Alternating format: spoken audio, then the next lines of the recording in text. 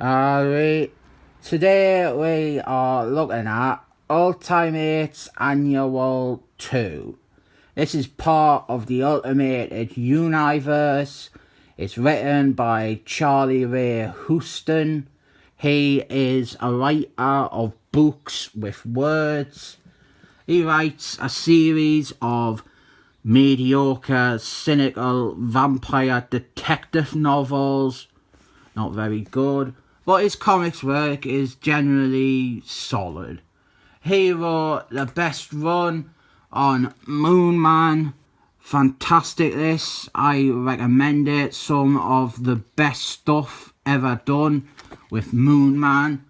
He also did this brilliant run on Wolfman. I recommend this as well, strong recommend, although Emma Frosty's is in it, so I might be biased. But he also did a few odds and ends, like this one annual here. Ultimate Annual 2. For this, he is paired with Toxic Bully Boy, Mike Deodato Jerk, doing most of the art for the story. Although, as you can see, the art in the flashback scenes is done by someone else entirely. That is done by Sook House, who is much better than this bald bully prick. This one is as much as a Captain America solo story, and this is somewhat closer to what I think the Ultimated stuff should have been. This is a standalone story that makes use of one of Marvel's most iconic characters, Captain America, not Falcon Man, and it tells a story with him that is continuity free. You don't need to know the character's backstory or his history. Really accessible to new readers, and it's reimagining ideas or facets of the character. And this one in particular, it reinterprets a villain. So here we have got him and Falcon Man. They are cleaning up New York City after a big Barney with a baddie. And here you can see some of the other heroes. They're fixing the statuette of libertarians. We got Iron Man there, Robert Downton Abbey Jr. We got Mr. Fantasticals there from the Fantastic Force. Different know who that is Storms. Different know who that is, different know, Captain Britain from Britain. Then we have got these flashbacks to Captain America in the war. World War II. That is the one with Hitler. Hitler, he was like the villain for that story. This art is by Sook House, and I prefer it because Sook House, he has not blocked me on the Twitter machine. He hasn't blocked us just because he couldn't handle legitimate criticism and acknowledgement of his own pathetic hypocrisies. Then we're back in the modern day with art by a bully, but then we're back in the past. Are you getting chronal whiplash yet? We're telling two stories at the same time here. One set in the present and one back in the days of the war. It's kinda a formulaic way to tell a Captain America story. You show the flashbacks and then they become relevant by the end of it. Usually they'll be like setting up the villain or maybe some aspect of Captain America's personality that is ultimately important to the overall story. There's not a great deal of writing on this page. It's all silent action done quite well. Meant to convey that Captain America, he has been like stealthy and stuff. Or maybe editor Tom Beaver, he just forgot to put the words on it again.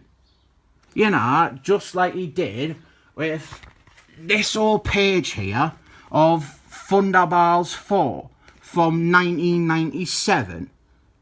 No text at all, not even like a sound effect, just no text at all. And now he is executive editor of all Marvel comics. we are introduced to the nasty Nazi enemy for the issue, Toby Jones. He is a nasty Nazi, and what he's up to is he's making evil Nazi zombies. In Captain America, he is fighting the evil Nazi zombies. And then we cut back to the present, back in our time, and Toby Jones, he is there too. He's on a telly. He is still alive, and he's been trying to make some more of his Nazi zombies. And Captain America and Falcon Man, they didn't like that, because, well, they hate Nazis. But they might be indifferent towards zombies. So then we cut back in time. Captain America, he is fighting Toby Jones, and there's a big robot. And then Captain America, he thinks that Toby Jones is dead, that Toby Jones died. But what really happened was the Secret Service captured him and then exonerated him to get him to do his Nazi science stuff for the United States government. Then when he got old and he got like a brain tumour, they transferred his brain into an artificial intelligence, like a robot body. Because, well, they didn't want to lose all his Nazi scientific mind. They wanted him to, like, develop weapons for them and stuff. And his origin story, the one here, it isn't really that different from what they did in the films, I think. I don't know. I didn't see it. And it's probably a bit better than his mainstream universe originally. Although I do like the extra element of him suffering from dwarfism, and that being one of the big factors to why Toby Jones became obsessed with, like, biochemistry and creating life and artificial bodies and shit like that. And Toby Jones, he has released a virus that kills black people and transforms their skin colour white. That is a proper Nazi sort of evil plan. So Captain America and Falcon Man, they gone after him. We got an advert there for Civil Wars, a double page advert here for 2 series, and there's a brilliant artist there, Aero Oliver Ritchie. A really good run this on the Punisher. Maths Fractions writes it. They do a great story where the Punisher, he becomes Captain America. This book is a pile of shit. So in conclusion, good comic, bad comic. Then after that commercial break, we get back to the story. Captain America and Falcon Man, their helicopter crashed and they're stranded. And I didn't really like Ultimated Captain America. He's rubbish. They made him into the sort of character that people who don't read comics think that Captain America probably is. Like the flag-waving nut job, basically. Like, he's blindly in love with America. He's got the mindset of a man from the 40s who is slightly racist and slightly misogynistic.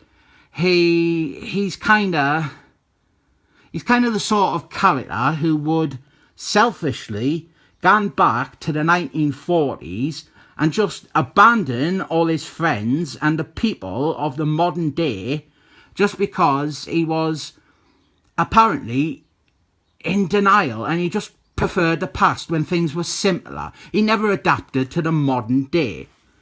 Another advert here. Oh, look. There is Miss Marbles there, Karen Daggers, before they utterly ruined her character completely. and made her into Brie Larson's.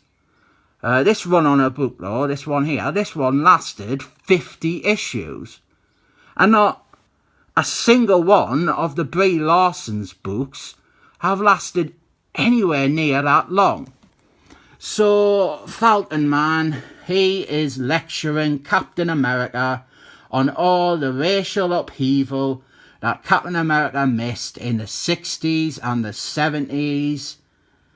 I mean, this is fine. This is them trying to kind of develop a relationship between Captain America and Falcon Man that is similar to how they are BFFs in the main universe.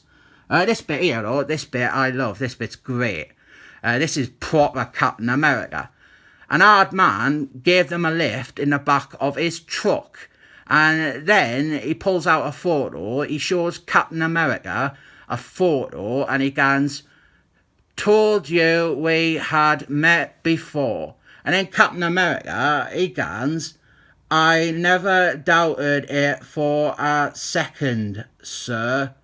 That's the real Captain America there. That's the real Captain America rearing his head for a single panel of this story.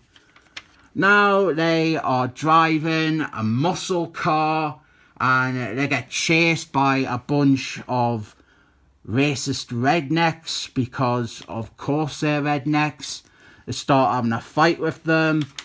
Toby Jones, he's leading their racist group, and Captain America, he starts killing them all because this is ultimate Captain America. It's just not my Captain America. Captain America, he doesn't kill. The two of them, they just keep maiming and killing the racists, and then they steal a tank. So they storm the evil Nazi base with a tank, causing loads of destruction, and amidst it all, out steps Toby Jones. He has got a big robot body with his face on a telly for a belly. He's like a steampunk Teletubby.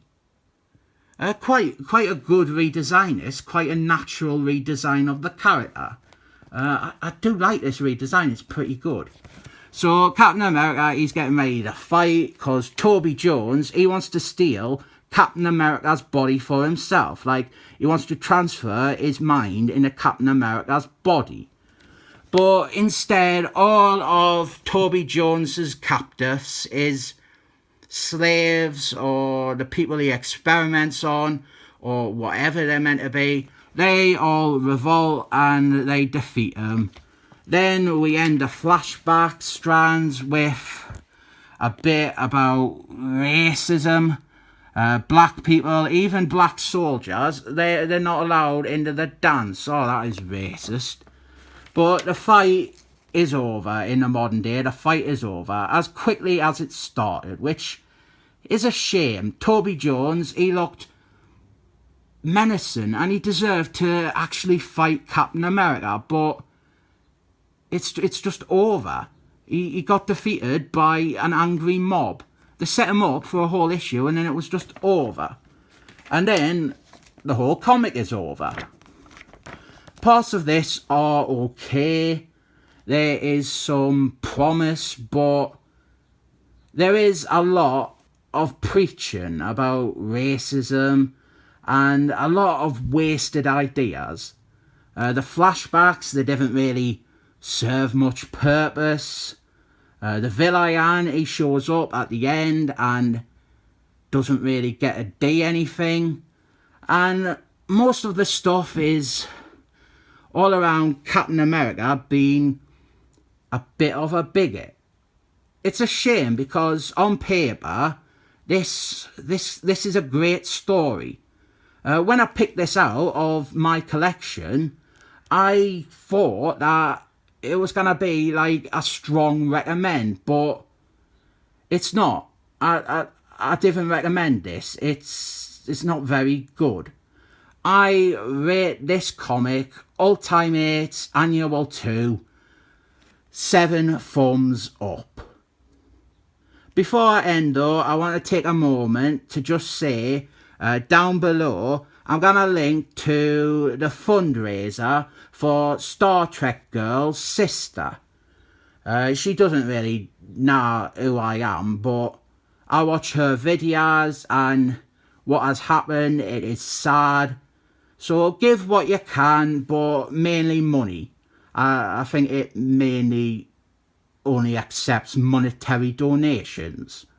So you cannot give like clothes or batteries or something.